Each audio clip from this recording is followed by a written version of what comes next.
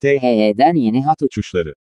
Türk Hava Yolları'nın Ukrayna ofisinden yapılan açıklamada, havayolunun Ukrayna'da en yeni noktasının Mykolaiv olacağı belirtildi. THY'nin Mykolaiv seferlerinin başlatılma kararının Herson'a uçuş yapılamaması nedeniyle alındığı belirtildi. Herson Havalimanı'nda pist bakımı nedeniyle meydanın uçuşlara kapatılması nedeniyle THY bu şehre uçuşlarını durdurmuştu.